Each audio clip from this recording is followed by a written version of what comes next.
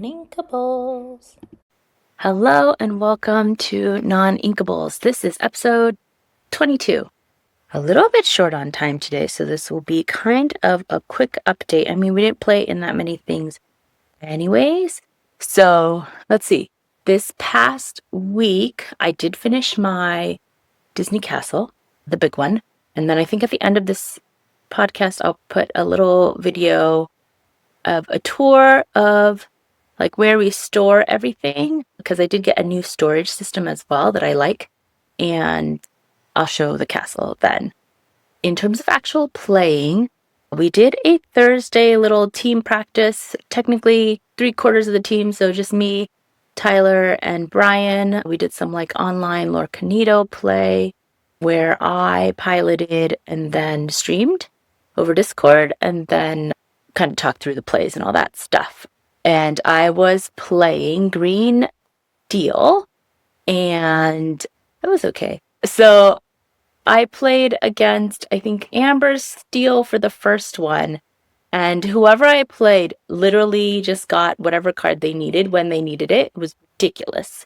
Like, every situation was like, oh, if they top this card, I'm dead. Otherwise, I'm totally fine. And they managed to do that like multiple times in the game. And then I played against a amber ruby deck and won that one.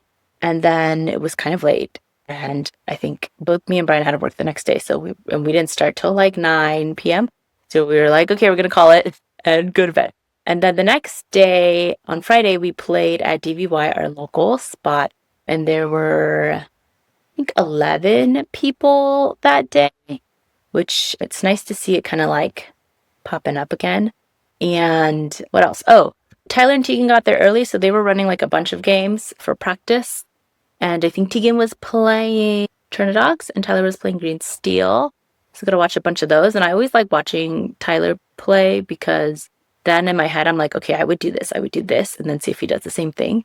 And it's always exciting. I'm like, oh, that's what I would do. Okay, exciting. In the actual tournament, so I played Green Steel that day, after having played it twice the day before, and I think maybe one time, no, I played it 2 more times that morning, both games, which I lost.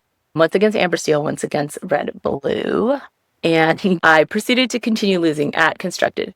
So my first round, I got a bye, and then my second round, I played against Tyler, who was playing Blurple, and let's see, first game he cooked me. The second game I was on the play and I won because I think I had like the ideal opening.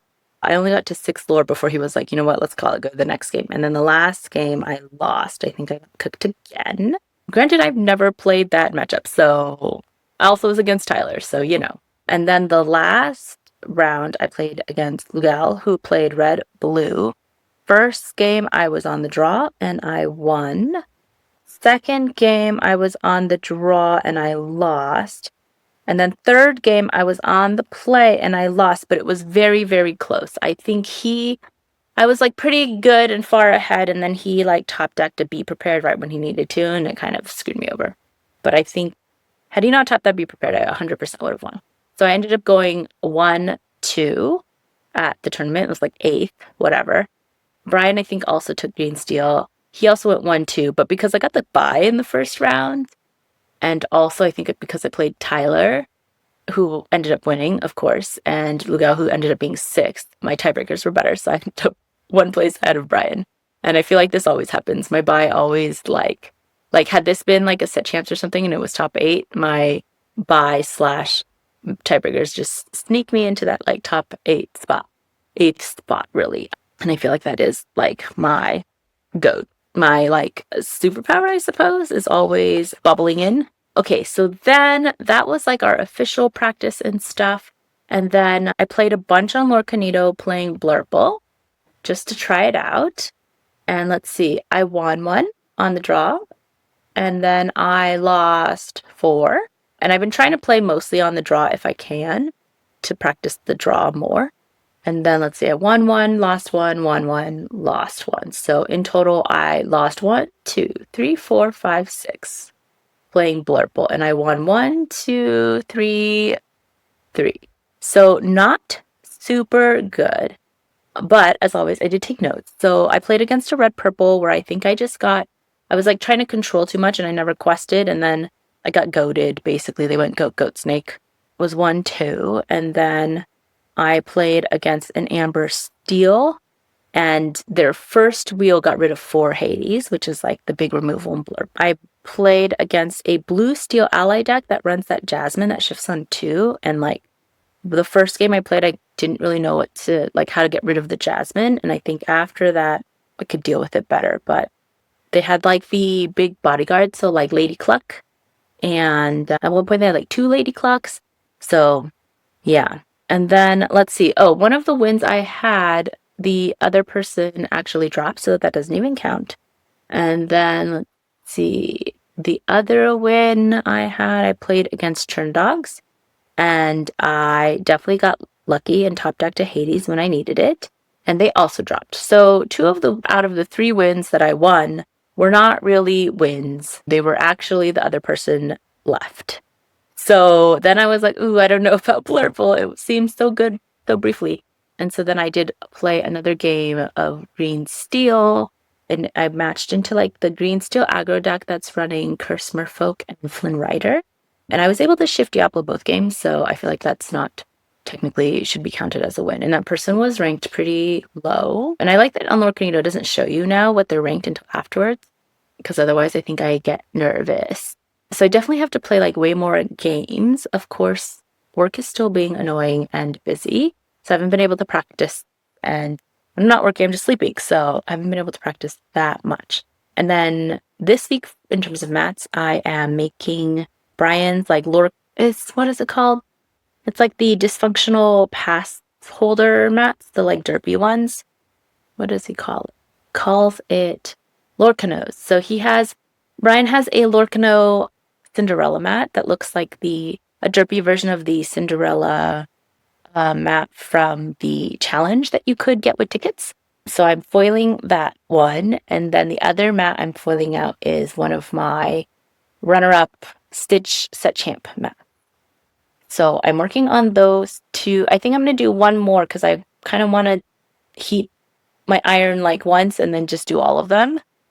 So yeah, I'm going to work on some more. And then I think that is it in terms of stuff. This week is Worlds, which I basically was like, hey, Brian, are we playing in anything cool this weekend? And he was like, oh, no, there's nothing cool because it's Worlds. And I was like, oh, I forgot about Worlds. So I'm excited to see World and see what people play because I think that will change the meta. And then we'll probably decide on a deck for Texas based on that. Oh, this past weekend, there were also 2 case tournaments going on, which we couldn't go to because we were having a little play date with Tyler and his kids with our daughter. And our daughters are now best friends forever. They were so cute. They were like spinning on a chair together, and then they went potty, and then my daughter, the minute she heard Tinkle, was like, yay, good job. And I was like, that is so adorable. So I think we'll probably play in locals this Friday. I don't think I'm working. Assuming I'm not working Friday night. Let's see. Good to know, right? Okay, yeah, not working this Friday night. So I should be, oh, nope, I can't play in local because I'm working Friday day for 12 hours. So never mind. Maybe we'll play in locals Thursday. No, I have a meeting. Okay, we're probably not going to play in any sort of constructed tournament this weekend. But I will continue to practice on Lord Canito, and then the next part of this video will be me showing off some of our new stuff. All right, so technically, end of the video. That's it for me. As always, keep shuffling. And I think I will post the little tour also as like a separate video so that you don't have to just find this podcast every time if you want to see the little tour of our studio / organization area. Okay, all right, that's it for me. Bye. Okay, so here is the tour of our little studio area. So I'll do the wall first.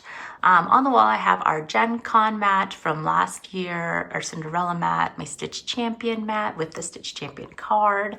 And then here we have set 1 through 5 of the Enchanteds with the Kanto Forge frame. You'll see right here, right there. There's a missing one because that one is in a deck. I think it's maybe Morph. So that's all of these, and then there's another one that's missing. I think that's, we don't talk about Bruno. So sometimes they get removed to be index, but yeah, that's set 1 through 5. I haven't decided what to do with the sets after that with the Enchanteds, and also they're not all complete. So, and then over here, we've got the Ursula mat. We didn't actually win that one. Tyler gave one to us because he had a bunch. The Ursula card, we got Mirabelle, and then we got the Scar. I haven't bought a frame for the Scar card, so there's no Scar card attached. And then I have some puzzles. This is a Disney princess one, and then just a plant one. But I am running out of room, so I'm not sure if I want to keep displaying in the Enchanteds on the wall like this, or if I'm just going to put them in a binder. And then scrolling down, we have scrolling down in real life. We have these new storage things that I got for our cards.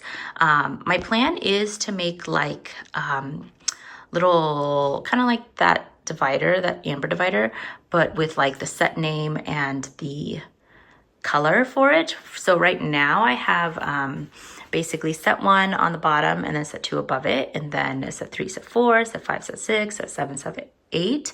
And these I got on Amazon. They were like $25, and they're little drawers that like pull out, and I have it so that our foils that we commonly use are in the front, and then it's like all the cards non-foil in the back.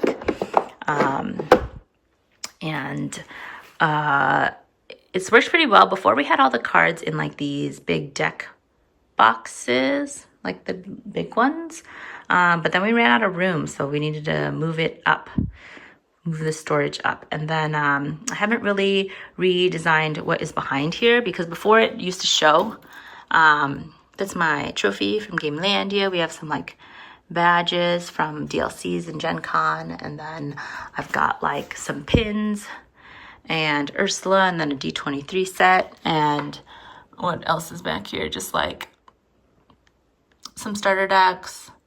I think these are the D23 cards that were graded that we got. Oh, that's not it. That's Mickey. Okay, never mind. These are other things. These are like the D100 anniversary things. And then we have a random One Piece card that I got from some order. And then we have some deck boxes. So that part is very unorganized because I haven't figured out how to sort it.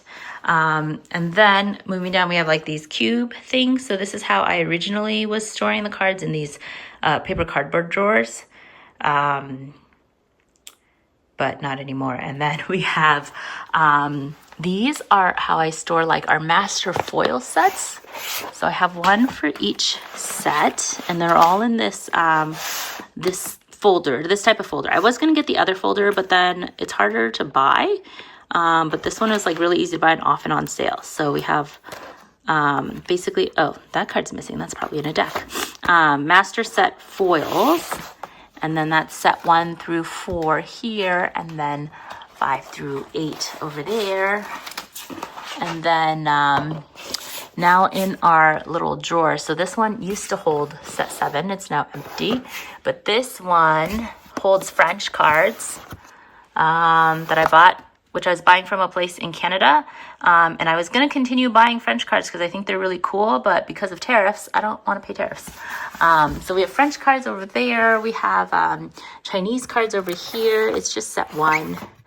And then my Neopets cards for Neopets that nobody plays are in here. And then we have like these, actually, they're all mislabeled now because I've kind of changed how we organize everything, but these are just like sleeves, lots of sleeves for whenever we need new sleeves for competitions. And then up here we have like used sleeves, which we will use when we make the decks to practice like in real life. And then here I have all the bulk. So like this one has set 1 through 3, and it has all of the extra rare and up cards, so rare, super rare, and legendary cards all go in here, that don't sell in the store basically, and it's not worth it to ship. And then all the extra foils go up here, because you never know when a card that used to not be played is all of a sudden needed, and then we want to play the foil version. So these are also ones that we don't sell in the store because they're cheap and aren't worth shipping, but we keep all the foils here. And then I sort those by color and then by chapter, so that way it's easy to find and we don't end up with 12 foil croquet mallets because we thought we didn't have any, which is what we have. Okay, and then we have like some extra mats up here. And then over here we have like top loaders and more sleeves and stuff.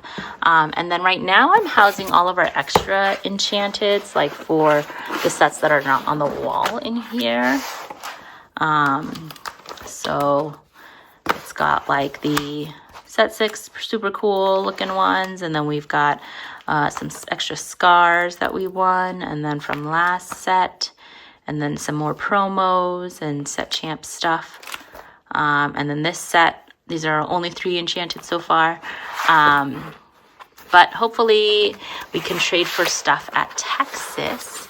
And then I think those 2 binders are empty. They actually don't hold anything. This is the binder that I used to use to hold all of our master sets. But currently not in use since I switched to these Lorcana themed ones. And then this is like, it's got my heat press for when I make the foil mats, and then a bunch of extra sleeves and random stuff. And then this one has like boxes and another little heat press and like random stuff. And then next to it, I've got all these Trove boxes. Don't know what to do with them. And then this box has a bunch of the mats that I plan on foiling more of. And then currently on our treadmill, obviously we're not using the treadmill, is bulk. It's like sets 1 through, what set are we on, 8? So it's a ton of bulk. So if you're ever bored and you want to dig through bulk, let me know. Come over. I got a ton of it. And then let's see. These are the boxes that we were storing the cards in. So got to figure out what to do with them. This is my remaining castle that I still have to make. This is my desk where I usually record the podcasts from. It's messy. It's actually not as messy as it sometimes is. So this is actually surprisingly sort of neat for me. And just has like miscellaneous junk that needs to be sorted. This is currently where I'm housing our castle. So it's kind of like the landing up the stairs. This is the bell castle, and then this is the one I just finished. And then laid out is the mat that I'm working on. So this is Brian's Lorcano mat, so it hasn't been ironed on yet, but I'm foiling out the gold and silver parts of this mat.